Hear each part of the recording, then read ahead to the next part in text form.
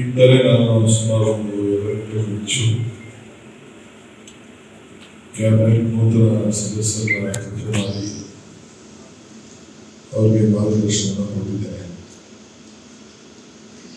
ಇವತ್ತು ಸುಮಾರು 19 ಜನ ಹೊಸದಾಗಿ ಸೇರ್ತಾ ಇದ್ದಾರೆ. ಹೊಸ ಮುಖಕ್ಕೆ ಅವಕಾಶವನ್ನು ಕೊಟ್ಟಿದ್ದೇವೆ. ಇನ್ನ ಬಹಳ ಜನ ಹಿರಿಯರೆಲ್ಲ ಇದ್ರು. ಆದ್ರೆ ನಾನು ಪರಮೇಶ್ವರನೆಲ್ಲ ಬಹಳ ಚಿಕ್ಕ ವಯಸ್ಸಿನಲ್ಲೇ ಫಸ್ಟ್ ಟೈಮ್ ನಾವು ಮೊದಲನೇ ಬಾರಿಗೆ ಶಾಸಕರಾದವರು ನಾವು ಮಂತ್ರಿ ಆದವರು ಇಟ್ಟಿದ್ದೀವಿ. ಕೆಲವು ಸಂದರ್ಭದಲ್ಲಿ ನಮ್ಮನ್ನ ಇಟ್ಕೊಂಡಿದ್ದಾರೆ, ಕೆಲವು ಸಂದರ್ಭದಲ್ಲಿ ಬಿಟ್ಟಿದ್ದಾರೆ.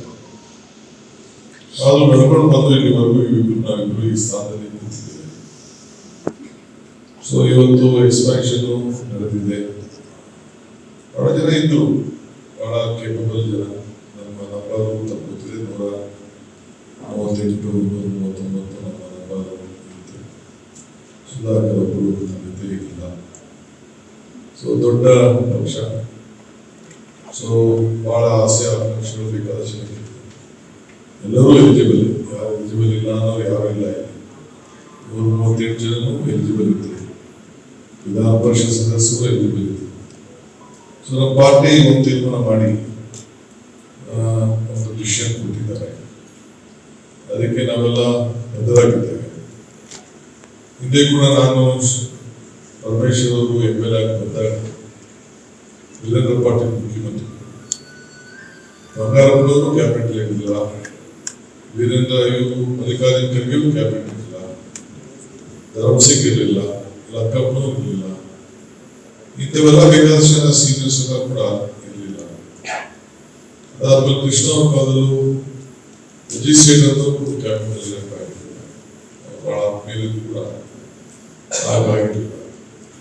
ಆ ಕೂಡ ನೋಡಿದ್ದೇವೆ. ಅದಾದ್ಮೇಲೆ ಧರ್ಮಸಿಂಗ್ ಕಾಲದಲ್ಲಿ ನನ್ನ ಪರಮೇಶ್ವರನೇ ದೂರ ಇಟ್ಟಿದ್ದು ಕಾರಣ ಅಂತ. ಸಿದ್ದರಾಮಯ್ಯ ಕಾಲದಲ್ಲೂ ನಾವಿಬ್ರು ಅಧ್ಯಕ್ಷರಾಗಿ ಅಧಿಕಾರ ಬಂದು ಇವರು 3 ವರ್ಷ ಆದ್ಮೇಲೆ ಹೊರಗಡೆ ಹೋಗಬೇಕಾದ ಪರಿಸ್ಥಿತಿ. ನಾನು ಕೂಡ ಕೆಲವು ದಿನ ಹೊರಗಡೆ ಇದ್ದೆ. ನಾವು ಬಹಳ ತಾಳ್ಮೆಯಿಂದ ಇತ್ತು. ನಮ್ಮಿಬ್ಬರ ತಾಳ್ಮೆ ಇವತ್ತು ನನ್ನ ಮುಖ್ಯಮಂತ್ರಿ ಮಾಡಿದೆ ಪಕ್ಷ, ಇವರು ನಮ್ಮ ಮುಖ್ಯಮಂತ್ರಿ ಮಾಡಿದೆ. ಸೊ ಹಂಗೆ ಇವತ್ತು ನಾವು ನೀವು ಏನೇನು ಪ್ರಶ್ನೆ ಕೇಳ್ತೀರಂದ್ರೆ ನನಗೆ ಅರಿವಿದೆ.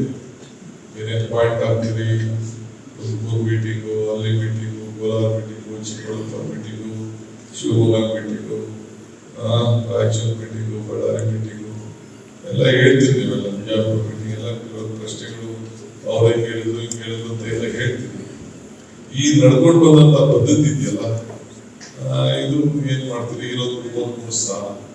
ಮೊದಲಾದ ಬೇಕಾದಷ್ಟು ಎಷ್ಟು ಬೇಕಾದ್ರೂ ತಗೊಳ್ಳೋಂಥ ಅವಕಾಶ ಕೃಷ್ಣ ಅವ್ರ ಕಾಲಕ್ಕೆ ಹೋಗಿತ್ತು. ಈಗ 15% ಲಿಮಿಟೇಷನ್ ಮಾಡಿದೆ. ಕಂಪಲ್ಸರಿ ಅಪ್ಪರ್ ಹೌಸಲ್ಲಿ ಒಬ್ಬರು ಇರಲೇಬೇಕಾಗಿದೆ. ಸೊ ಈ ಪದ್ಧತಿ ಇದೆ. ಆಮೇಲೆ ನಿಮ್ಗೆ ಈಗ ಹೆಣ್ಮಕ್ಳಿಲ್ಲ ಅಂತ ಒಂದು ಪ್ರಶ್ನೆ ಆಗ್ತೀವಿ, ಅದಾಗ್ತದೆ, ಫಿಲ್ ಮಾಡ್ತೀವಿ. ಅದಕ್ಕೆ ಕೆಡಿಸ್ಕೊಂಡು ಹೋಗ್ಬಿಡಿ, ಹೆಣ್ಮಕ್ಳು ಇರಲೇಬೇಕು. ನಮ್ಮ ಪಕ್ಷದಲ್ಲಿ ಒಂದು ಸಿದ್ಧಾಂತ ಇದೆ. ಮೊದಲು ನಾವು ಹೆಣ್ಮಕ್ಳು ಇದ್ದು, ಈಗ ಡೆಪ್ಯೂಟಿ ಸ್ಪೀಕರ್ ಕೊಡ್ತೀವಿ. ಮಂತ್ರಿಗೂ ಮಂಡಲಕ್ಕೂ ಪಕ್ಷ ಅದಕ್ಕೆ ನಮಗೆ ಮಾರ್ಗದರ್ಶನ ಕೊಡ್ತದೆ.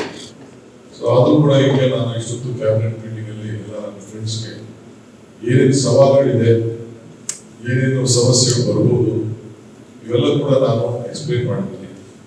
ಈಗ ನೀರಿನ ದೊಡ್ಡ ಸಮಸ್ಯೆ ಕಾವೇರಿ ಭಾಗದಲ್ಲಿ, ಎಲ್ಲ ಭಾಗದಲ್ಲಿ ಬರಗಾಲ. ಈಗ ಕೆಲವೆಲ್ಲ ಬಂದಿರ್ಬೋದು ಸಮಸ್ಯೆಗಳು. ಈಗ ಮೊನ್ನೆ ತಾನೇ ಬಹಳ ದೊಡ್ಡ ಭೀಕರವಾದಂಥ ಘಟಕ ಇತ್ತು. ದೇವರ ಕೃಪಾ, ನಿಮ್ಮೆಲ್ಲರ ಆಶೀರ್ವಾದ. ಇವತ್ತು ಡ್ಯಾಮ್ನಲ್ಲಿ ಇವತ್ತು ನಾವು 3,000 ಬಿಡು ಅಂತ ಹೇಳಿದ್ರೆ ಇವತ್ತು 30,000 ಬಿಡ್ತಾ ಇದ್ದೀವಿ. ನಾನೇ ರಿಲೀಸ್ ಮಾಡ್ತೇನೆ. 30,000 ಅಷ್ಟು ನೀರು ಹೋಗ್ತಾ ಇದೆ. ಇನ್ನ KRS ತುಂಬಿಲ್ಲ, ಹೇಮಾವತಿನೂ ತುಂಬಿಲ್ಲ. ಸೊ ಬೇರೆ ಎಲ್ಲ ಸ್ವಲ್ಪ ಇನ್ಫ್ಲೋ ಸ್ವಲ್ಪ ಸರಿಯಾಗಿ ಆಗ್ತಿದೆ.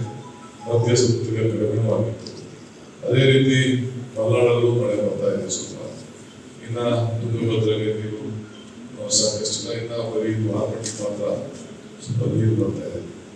ಇದನ್ನೆಲ್ಲ ಇನ್ನ ಬರಗಾಲ ಇದೆ. ಕೆಲವು ಭಾಗದಲ್ಲಿ ಜಾಸ್ತಿ ಮಳೆನೂ ಬೀಳ್ತಾ ಇದೆ, ಅನಾಹುತಗಳು ಆಗಿದೆ. ಶಿವಮೊಗ್ಗದಲ್ಲಿ ತೀರ್ಥಹಳ್ಳಿಲೆಲ್ಲ ಆಗಿದೆ. ಅದಕ್ಕೆಲ್ಲ ನಾನು ಏನೇನು ಪರಿಹಾರ ಕೊಡಬೇಕು ಅದಕ್ಕೆಲ್ಲ ನಾನು ರಿಪೋರ್ಟ್ ತರಿಸ್ಕೊಂಡು ಮುಂದಕ್ಕೆ ನಾನು ಅನೌನ್ಸ್ಮೆಂಟ್ ಮಾಡ್ತೀನಿ. ನಾನೇ ಮಾಡ್ಬೋದಾಯಿತು, ನನಗೆ ಗೊತ್ತಿದ್ದು ಈ ಕ್ಯಾಬಿನೆಟ್ ಎಕ್ಸ್ಪ್ಯಾನ್ಷನ್ ಆಗ್ತಿದೆ, ಸೊ ಅವ್ರ ಮೇಲೆ ಲೋಕಲಲ್ಲಿ ಅನೌನ್ಸ್ಮೆಂಟ್ ಮಾಡುವಂಥ ಕೆಲಸ